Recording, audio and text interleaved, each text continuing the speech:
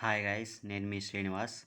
ఈ వీడియోలో మనం జావాలో క్యాలిక్యులేటర్ అనమాట, యావరేజ్ క్యాలిక్యులేటర్ అనే ప్రోగ్రామ్ చూడబోతున్నాం. అందులో యావరేజ్ ఎలా క్యాలిక్యులేట్ చేయాలనేది సింపుల్గా చూద్దాం అనమాట.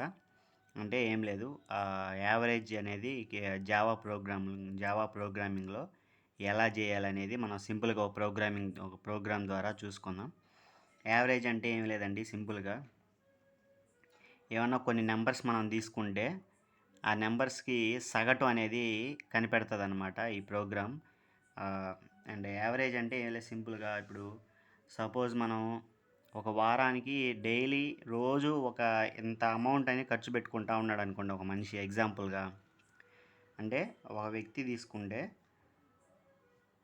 ఒకరోజు 30, ఒకరోజు 20, అలాగా వారం రోజులు ఎంతో ఖర్చు పెట్టుకున్నాడు డబ్బులు, మనీ ఖర్చు పెట్టుకున్నప్పుడు ఒక వారానికి యావరేజ్గా 7 డేస్ అనమాట. వారానికి యావరేజ్గా ఎంత ఖర్చు పెడతాడు అంటే రోజుకి ఎంత ఖర్చు పెడతాడు యావరేజ్గా అనేది చూసుకోవచ్చు. అదే అనమాట యావరేజ్. యావరేజ్ అంటే ఇంకా సింపుల్గా ఏంటంటే 7 డేస్కి యావరేజ్ తీయాలంటే మనం ఎంత ఖర్చు పెట్టాడని, ఒకరోజు 10, ఒకరోజు 20, ఒకరోజు 30, అలాగా 7 డేస్ వేసుకోవాలి.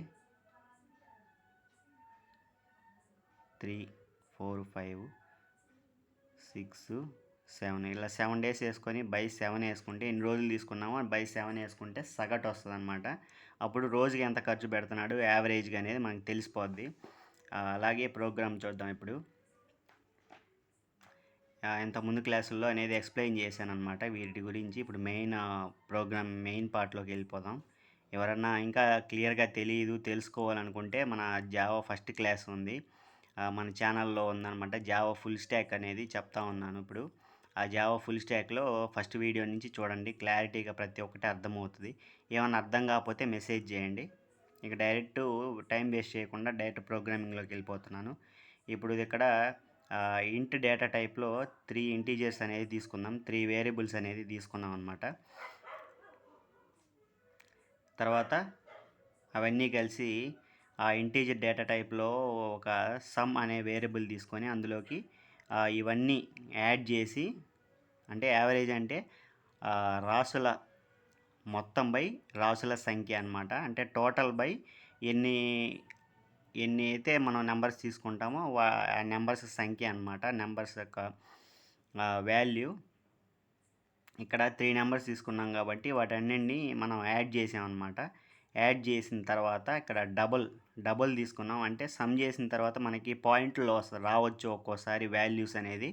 అందుకని మనం ఇంటీజర్ తీసుకున్నామంటే పాయింట్లో వచ్చిందంటే అది రాదనమాట. ఇప్పుడు సపోజు మనం ఇక్కడ డబుల్ కాకుండా ఇంటి తీసుకున్నామంటే డేటా టైపు, ఇప్పుడు సపోజ్ వాల్యూ వచ్చేసి 3.7 వచ్చింది అనుకోండి మనకి యావరేజ్ 3.7 వస్తే అది డైరెక్ట్ 3.7 కాకుండా 3 ఇస్తుంది అనమాట ఇంటి డేటా టైప్ తీసుకుంటే.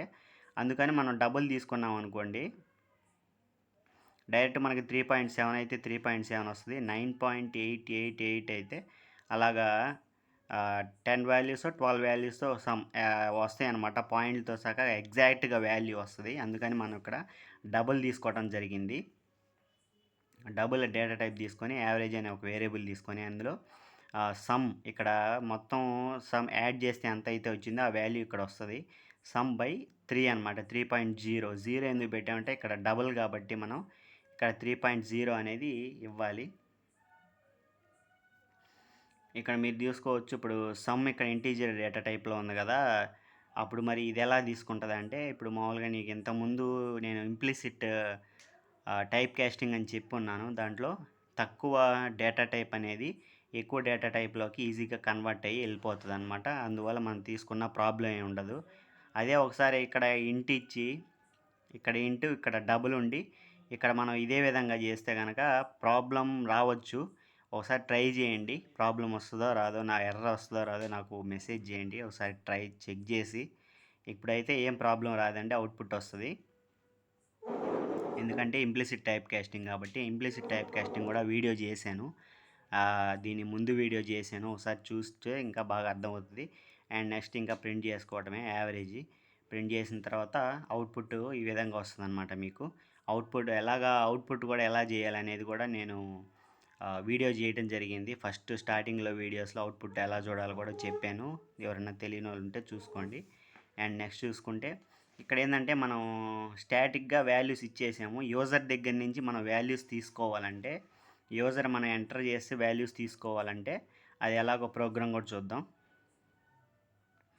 ఇదిగోండి ఇక్కడ మనం వాల్యూస్ ఇచ్చినప్పుడు తీసుకోవాలంటే మనం ఈ ప్యాకేజ్ అనమాట ఇది. ఆ ప్యాకేజీలో కొన్ని క్లాసెస్ ఉంటాయి. ఆ క్లాసెస్ మనం యాక్సెస్ చేసుకోవాలి. అంటే యూజర్ నుంచి వాల్యూ తీసుకోవాలంటే ఈ స్కానర్ క్లాస్ అనేది మనం ఇంపోర్ట్ చేసుకోవాలన్నమాట. ఇంపోర్ట్ చేసుకోవాలి. జావా అనే ఒక ప్యాకేజ్ దగ్గర నుంచి మనం ఈ క్లాస్ స్కానర్ క్లాస్ అనేది ఇంపోర్ట్ చేసుకుంటే మనకి యూజర్ వాల్యూస్ ఇచ్చినప్పుడు తీసుకుంటుంది. దాన్ని మీరు ఇంపోర్ట్ చేసుకొని నెక్స్ట్ ఇదంతా మామూలే ఒక క్లాస్ తీసుకున్నాం.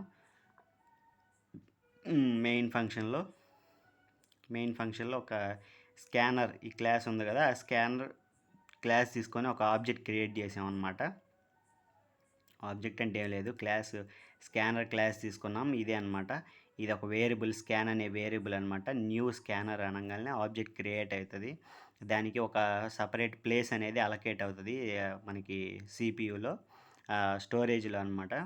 అదే డిస్క్లో లోపల రిజిస్టర్స్లో ఒక కొత్త స్టోరేజ్, దానికంటూ ఒక స్టోరేజ్ అనేది అలకేట్ అవుతుంది అనమాట. స్పేసు తర్వాత system.in అనమాట. అంటే ఇచ్చింది తీసుకోవడం అనమాట. system.in అంటే ఇన్పుట్ తీసుకుంటుంది. ఇంకా నెక్స్ట్ ఈ వేరియబుల్స్ అంటే ఫస్ట్ ఇంకా యూజర్ ఎంటర్ చేస్తాడు వాల్యూస్ ఏమేమి కావాలనేది. మామూలుగా ఇక్కడ మీరు పబ్లిక్ స్టాటిక్ వాయిడ్ మెయిన్ ఇచ్చి ఈ గ్యాప్లో ఎంటర్ 3 వాల్యూస్ అని ఇవ్వచ్చు.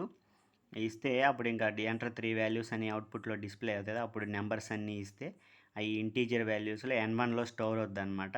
ఈ n1లో స్టోర్ అవడానికి మనం n1 ఈజ్ ఈక్వల్ టు ఇచ్చి స్కాన్, మనం ఇందాక ఇక్కడ వేరియబుల్ తీసుకున్నాం కదా, ఆ స్కాన్ డాట్ నెక్స్ట్ ఇంట్ అనమాట. ఇది ఒక క్లాసు, అంటే ఇన్పుట్ తీసుకోవటానికి. ఇది ఒక ఫంక్షన్ అనమాట, ఇన్పుట్ తీసుకోవటానికి స్టేట్మెంటు. స్కాన్ డాట్ నెక్స్ట్ ఇంట్ అని చేస్తే ఇక్కడ వాల్యూ ఏదైతే ఎంటర్ చేస్తాడో యూజరు, ఆ వాల్యూ n1లోకి వచ్చి స్టోర్ అవుద్ది. అలాగే 3 వేరియబుల్స్లో n1, n2, n3లో స్టోర్ అవుతాయి. ఇప్పుడు ఇంట్ some is equal to n1 plus n, ఇంకంతా మామూలే ముందు చెప్పినట్లుగా. ఈ statement double average sum by 3 values తీసుకున్నాం కాబట్టి బై 3, ఇంకా ప్రింట్ చేస్తే యావరేజ్ ప్రింట్ అయిపోద్ది. మనకు అవుట్పుట్ వచ్చేసి ఇదిగోండి. డైరెక్ట్గా మనకి మనం ఏమి ఇక్కడ పైన ప్రింట్ రాయలేదు కాబట్టి మామూలుగా యాక్చువల్గా అయితే ఇక్కడ మనం system.out.println అని ఇచ్చి ఎంటర్ 3 వాల్యూస్ అని ఇక్కడ 3 వాల్యూస్ అని రాస్తే అప్పుడు మనకి ఇక్కడ బాగా వచ్చేదే ఎంటర్ 3 వాల్యూస్ అని వస్తుంది. లేకపోతే ఇంక మన అవుట్పుట్ కొట్టగానే ఎగ్జిక్యూట్ చేయగానే డైరెక్ట్ వాల్యూస్ ఎంటర్ చేయటం అనమాట. 20 ఎంటర్ కొట్టి 50 ఎంటర్, 80 ఎంటర్ కొట్టేస్తే యావరేజ్ అనేది మనకి ఇక్కడ ఇలా 50 అని డిస్ప్లే అవుద్ది. ఇదనమాట ఈరోజుటి క్లాసు. యావరేజ్ ప్రోగ్రామ్ యూజర్ నుంచి తీసుకోవటం మళ్ళీ మరియు మనమే కొన్ని వాల్యూస్ ఇచ్చి యావరేజ్ తీసుకోవటం అనమాట ఈరోజు క్లాసు. ఇంకా నెక్స్ట్ వీడియోలో నెక్స్ట్ క్లాస్లో ఇంక మనం ఆబ్జెక్ట్ అంటే ఏంటి, ఆబ్జెక్ట్ని ఎలా క్రియేట్ చేయాలనేది ఒక 2 ఎగ్జాంపుల్స్లో చూపిస్తాను. ఇంకా ఇంకా చాలా వీడియోస్ కూడా వస్తాయి. ఎవరో కామెంట్లో కలెక్షన్స్ కావాలని అడిగారు. ఆ వీడియో కూడా చేస్తాను త్వరలో. మొత్తం చూసి కొంచెం టైం పట్టిద్ది, వెయిట్ చేయండి. ఆ వీడియోస్ కూడా అన్నీ వస్తాయి. జావాలో ప్రతి ఒక్క టాపిక్ వస్తుంది. సబ్స్క్రైబ్ చేసుకోండి, లైక్ చేయండి, షేర్ చేయండి. మీరు షేర్ చేయటం వల్ల, లైక్ చేసుకోవటం వల్ల, సబ్స్క్రైబ్ చేయటం వల్ల ఇంకా చాలామంది నేర్చుకోవాల్సిన వాళ్ళకి మన వీడియోస్ అన్నీ రీచ్ అవుతాయి అన్నమాట. క్లారిటీగా ఎక్స్ప్లెయిన్ చేస్తున్నాను. స్టార్టింగ్ వీడియోస్ అన్నీ చూడండి. మన ఛానల్లో జావా ఫుల్ స్టాక్ అనేది మొత్తం అప్లోడ్ చేస్తూ ఉంటాను డైలీ కాకపోయినా 2 డేస్ 3 డేస్కి అలాగా జావా ఫుల్ స్టాక్ మొత్తం వచ్చేస్తే మన ఛానల్లో ఫాలో అవుతూ ఉండండి. సబ్స్క్రైబ్ చేసుకోండి.